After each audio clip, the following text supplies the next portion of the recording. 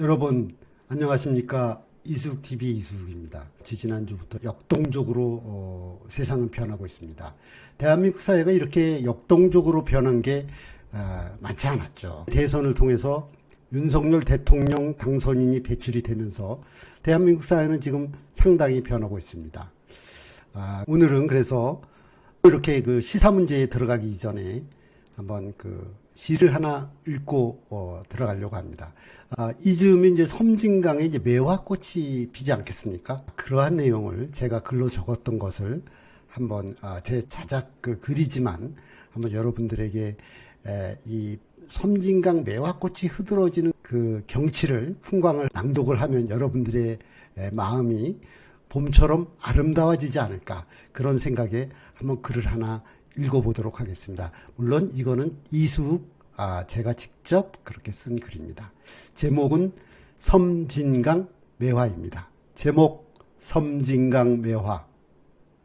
춘분에 섬진강가에 가면 건너편 광양 매실마을로 매화가 분분히 춤추듯 날린다. 하이한 백사장에 꽃으로 그림을 그리며 시인도 앉고 아이들도 앉아 노는 섬진강 나루를 보며 이켠저켠 사람들이 꽃잠방이 있고 너울댄다. 세상이 매화가 되거든 매화에 감사하고 사랑꽃에 인사하고 싶다. 화개장터 지붕에 매화꽃이 쏟아지면 날라리 풍각쟁이 발이 요란하게 돌아가고 그리워하는 사람들 이름을 부르고 노을되는 섬진강물에 배가 하나 뜬다. 꽃차에 매실 아이스크림을 입에 나풀대며 아이가 되어 손을 흔들고 싶다. 아이가 된 사람들이 좋은 나라이고 싶다. 사랑한다. 사랑한다. 우리는 보드라운 꽃잎에 흘러가는 매화꽃이니 섬진강 나루터 매화가 줄지어 피어나 천국이 지상에 오면 정답고 너와 내가 어깨 동무한다. 미우나 고우나 사랑꽃이 피어나 흔든다. 사랑한다. 사랑한다. 미우나 고우나 사랑꽃이 흔든다. 여러분 감사합니다. 섬진강 매화 이수욱 낭독으로 들려드렸습니다. 제 글입니다. 다음은 시사 문제로 들어가 보도록 해보겠습니다. 그 시사 문제를 들어가려다 보니까 대선이 끝나고 지금 생각해 보니까 정말 깜짝 놀랄 일이 생겼죠. 약 24만 표 차이로 윤석열 후보가 이재명 후보를 누르고 대선에 당선이 돼서 모든 사람들이 정말 여야를 가릴 것 없이 전 국민이 밤을 새우다가 결과를 4시 반 정도, 저는 이제 마지막으로 본 게 4시 반경인데 그렇게 보면 그 감회가 깊었습니다. 충격이 가시기도 전에 우리는 이것이 무엇을 의미하는가에 대해서 상당히 이제 분석을 많이 했지요. 분석을 하다 보니까 그래 이랬었구나 이런 생각이 든 겁니다. 그런데다가 안철수 후보가 단일화를 받아들이고 사퇴를 함으로써 야권의 단일화가 돼서 결국에는 윤석열 후보가 대통령에 선출된 것입니다. 뭐 많은 요인이 있었겠지만 젊은이들이 끝에 가서 이렇게 결집이 되기도 했고 이쪽 진영으로 넘어오기도 했지만 결과적으로 보면은 안철수 후보의 도움이 없었다면 과연 이게 박빙으로 이길 수 있었을까? 0.7%로 이길 수 있을까? 저는 개인적으로 분석해 보건데 안철수 후보의 정말 적극적이고 어떻게 보면 살신성인의 사태로 인해서 윤석열 후보가 신승을 했다고 분석을 합니다. 모든 요인을 감안하더라도 그렇습니다. 그럼에 따라서 청와대 집무실을 용산으로 옮기는 것으로 결론이 났습니다. 그래서 그것을 윤석열 당선인이 발표도 했습니다. 그랬더니 지금은 야당이 됐지만 더불어민주당에서는 반대 의견을 표시를 했고 또 청와대도 지켜보다가 바람직하지 않다라는 의견을 지금 내고 있는 중입니다. 그런데 윤석열 당선인이 애초에 공약으로 보면, 선거 공약으로 보면은 정부 종합청사로 집무실을 옮기려고 했다가 여러 가지를 검토해 보니까 이게 바람직하지 않다. 인근에 사시는 국민들이나 시민들, 옮겨가는데 소요되는 여러 가지 자원 문제, 경호 문제, 이런 등등등이 벽에 부딪힌 것이죠. 본인도 이것을 다시 거둬들이는데 상당한 고민을 했을 겁니다. 근데 어쩔 수 없는 상황이 됐던 거죠. 국민들에게 약속은 했으니까. 역사적 의미로 보면은 지금 청와대 안으로 들어가면은 이게 나올 수가 없다는 거예요. 청와대 안으로 들어간 다음에 아무리 그걸 뭐 준비를 단단히 하고 뭐 이렇게 하더라도, 합리적으로 하더라도 이게 올바르게 시행이 제대로 될 수가 없다라는 판단을 했던 것이죠. 그렇기 때문에 이제 결과 이렇게 나오는 것으로 결론을 지었던 것이죠. 그래서 국민들에게 그 약속을 지키지 못하고 용산으로 가게 된 점에 대해서는 죄송하다는 그런 사과의 이야기도 했습니다. 직접 그 당선인이 지휘봉을 들고, 우리는 이거를 목격했습니다. 당선인이 직접 지휘봉을 들고 A4 용지에 쓰여 있는 이런 원고를 쓰지 않고 직접 그 발표를 하는 모양을 정말 오래간만에 볼 수 있었습니다. 지금 현재 진행 중이지만 문재인 정권이나 또는 박근혜 정권이나 또는 그 전에 이명박 정권 시절에 모든 써준 원고를 가지고 소화시키는 그런 리더의 모습들을 우리는 봤었던 것입니다.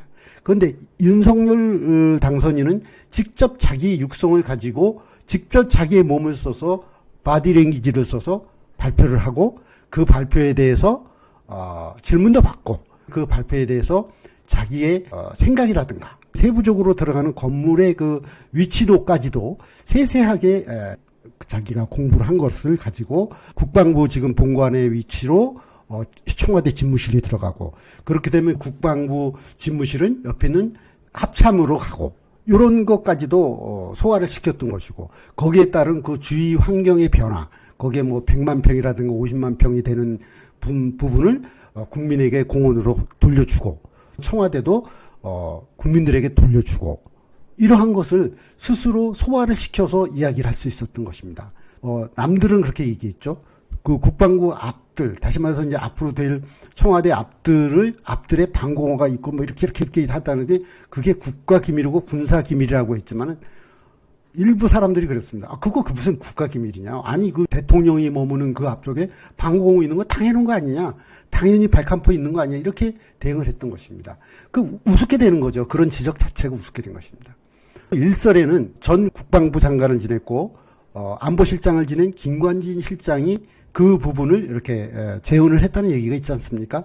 그만큼 안보에 대해서 뛰어난 분이 재연을 해서 그거를 권유했고 이렇게 얘기했다면 이거야말로 또 일리가 있는 얘기가 된 것입니다. 어찌됐든 그런 과정을 거쳐서 발표를 했는데 청와대에서도 그렇게 탐탁히 여기지 않는 것입니다. 문재인 대통령이 약속했던 청와대를 나와서 정부종합청사에서 근무를 하겠다, 일하겠다라고 하고 퇴근 시간에는 국민들과 광화문에서 막걸리 잔을 기울이겠다는 얘기가 지금 약속을 결국에는 못 지키고 끝나가고 있습니다.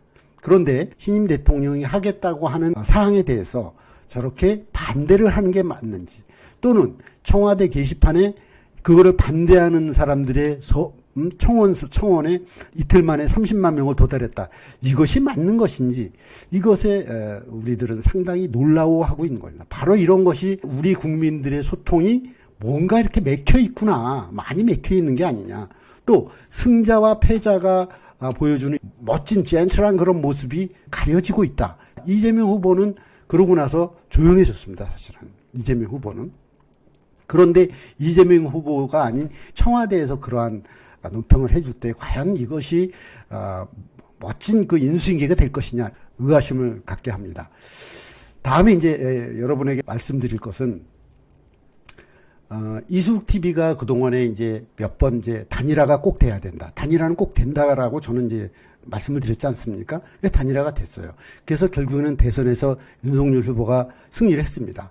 인수위원회도 이미 꾸려졌죠. 그 인수위원회 24명의 위원들이 꾸려졌고 실무위원, 전무위원들이 선임되고 있습니다.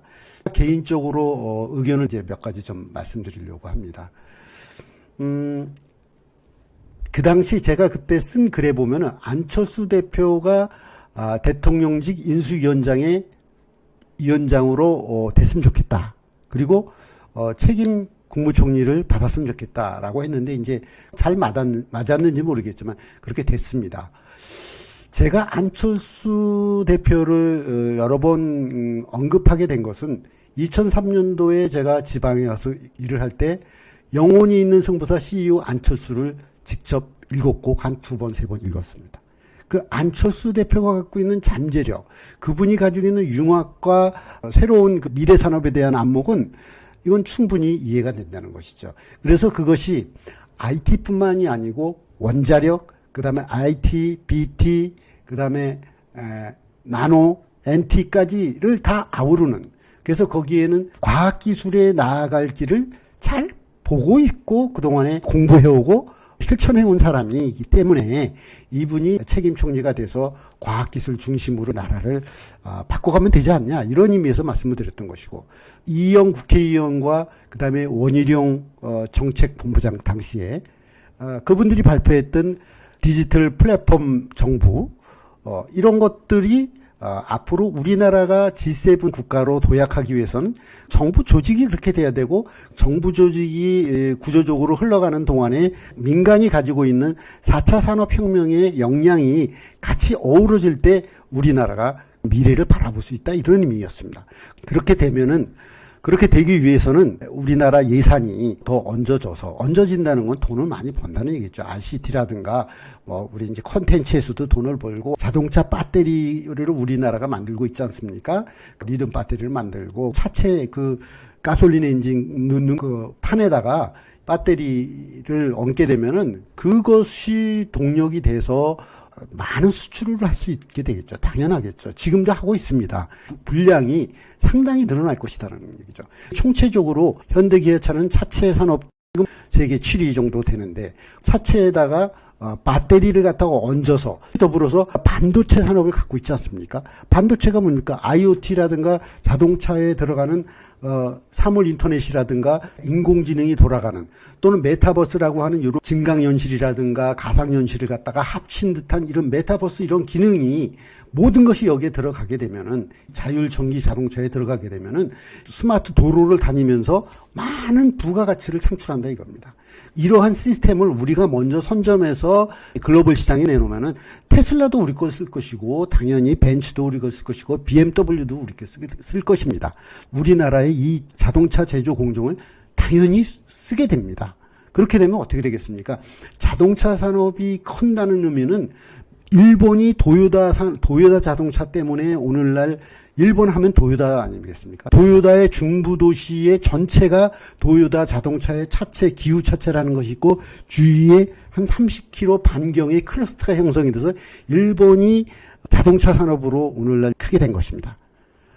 그러고 나서의 문제인 것이죠. 우리나라처럼 콘텐츠라든가 IT 산업이 발전을 하고 있는데, 일본은 IT 산업과 플랫폼 산업에서 뒤졌던 겁니다. 그래서 네이버의 그 자회사였던 라인을 갖다가 플랫폼으로 저들은 쓰고 있는 것입니다. 일본과 우리의 문화 차이가 여기서 생기는 것이고, 기술력 차이가 이렇게 생기기 시작했던 것입니다. 자동차도 마찬가지죠. 삼성전자가 그랬던 것입니다. 그렇다면 앞으로 여기서 벌어들이는 돈이 어마어마하게 증가가 될 것입니다. 증가가 되면은, 우리가 세수를 올리게 되면은 이 재원을 가지고 일자리도 창출할 수 있고, 그 다음에 약자와의 동행도 할 수 있게 되는 겁니다. 약자와의 동행이 꼭 필요한 곳이 있습니다. 그것을 기본소득이라고 해서 돈만 주는 것이라서 그것 때문에 일자리가 창출되고 그렇지 않는다고 볼 것이 아니라는 것입니다. 정말 취약계층 10% 이하에 해당되는 분들은 그 돈마저도 필요하다는 것이죠. 최소 비용이 필요한 거세요. 최소 비용이 필요한 겁니다. 인간적인 삶을 가져가기 위한 최소 비용이 필요하다는 것이죠. 그런 것을 정부에서 이제는 봐줄 수 있어야 되는 거예요. 일자리만 창출해서 청년층만 두텁게 해줄 것이 아니라 가정을 볼 수가 있어야 되는 겁니다. 주민센터나 통계청 자료를 이렇게 오버랩 시켜서 그걸 돌리면은 그거에 해당되는 거 여야가 이렇게 합의하면은 10% 미만의 그런 취약계층에 대해서는 충분히 지원할 수 있는 돈이 생긴다는 겁니다. 그런 재원이 마련된다는 겁니다. 늘 얘기해왔지 않습니까? 기본소득 왜 못하냐? 재원 마련이 어렵다는 거 아닙니까? 그런데 재원 마련을 너무 멀리서 찾지 말자 이거죠. ICT 산업으로 수출하고 세금 적당히 받고 해외 그 플랫폼 거대 공영사업자들이 가지고 있는 제대로 통신망만 하더라도 네트워크만 하더라도 지금 5G로 지금 변화하고 있지 않습니까? 이 5G가 돼야지 IoT도 되고 AI 클라우드 컴퓨팅이 돼서 거기서 빅데이터를 만들어서 빅데이터를 공공데이터라든가 새로운 부를 창출할 수 있게 되는 거예요. 그게 지식 기반 사회의 요건입니다. 그래서 정부도 디지털 플랫폼 조직으로 바뀐다는 거 아니겠습니까? 민간은 이미 돼 있어요. 정부가 안 돼 있었지 민간은 너무나 잘하고 있습니다. 민간에서 일어나고 있는 여러 가지 그 부의 미래를 정부가 같이 이제 같은 궤도를 달리게 되면 이 얼마나 우리나라가 그 잠재력이 뛰어난 엄청난 나라지 않겠습니까? 그래서 4차 산업혁명이 우리나라에서 꽃 피우게 되면은 G7 가는 것은 분명히 약속이 지켜집니다. 이게 선거 공약으로서 슬로건으로 내세운 게 아니라 실천적으로 우리가 거머쥘 수 있는 목표가 된다는 겁니다. 그렇게 되기 위해서라도 약자와의 동행은 필요하다는 겁니다. 우리가 가족 단위라든가 공동체가 있을 때 한쪽에서는 배고파서 힘들어서 이렇게 힘들어하는 계층이 있는데 어떻게 신나서 사회가 같이 일을 할 수 있겠습니까? 모두 다 함께 뛸 수 있는 사회가 지금 윤석열 정부가 가져가는 모습 아니겠습니까? 그래서 뭐라 그럴까 같이 포함되었으면 한다 이런 얘기를 드리고요. 그 다음에 얘기가 되었던 여성가족부 문제도 그렇습니다. 여성가족부를 막상 없앤다 그러니까 물론 폐지한다는 기본 룰은 맞는 것 같습니다. 왜냐하면 이제 개념상으로 이게 연한이 다 됐고 필요성이 이제 없어졌다. 없애는 게 맞아요. 폐지를 해야 되는데 여성가족부가 가지고 있는 여러 가지 사항 중에서 다문화라든가 또는 페미니즘이라든가 여러 가지 그런 성격. 제일 중요한 건 사실은 인구정책입니다. 인구정책부라고 새로 만들어야 될 정도로 0.8%의 인구 마이너스 증가율을 가지고는 우리나라가 노동시장에서도 상당히 밀릴 수밖에 없는 거예요. 어차피 인구 정책도 바뀌어야 되는데 이민 정책도 바뀌어야 되는데 인구 정책 바뀌어야 되는 거죠. 얼마를 주고 말고의 그런 문제가 아닙니다. 시스템적으로 여성들이 아이들을 마음 놓고 출산해서 잘 키워서 교육시켜서 사회의 일원이 되게 만들려면은 이제는 정부가 직접 나서서 첫 번째 과제로 가져가야 되는 것입니다. 그래서 인수위원회에서 빠지지 말고 이번에 관심을 기울여서 이런 부분에 약자 동행부라든가 인구정책부라든가 뭐 해서 폭넓게 여성이라는 여성들의 권익을 보호한다는 의미가 아니라 여성 권익이 아니라 우리 국민 전체의 노동시장을 발전시키고 그거를 해소하고 노동시장의 어려움을 생산시장을 새롭게 리엔지니어링 또는 뭐 리스트럭처링을 하려면 필요하다 이겁니다. 오늘 이수국TV에서는 전반부에서는 시도 하나 섬진강 매화 이렇게 낭독도 해드렸고요. 꼭 필요한 얘기를 한번 말씀을 드렸습니다. 여러분 이수국TV는 앞으로도 여러분들을 위해서 열심히 노력을 하겠습니다. 감사합니다.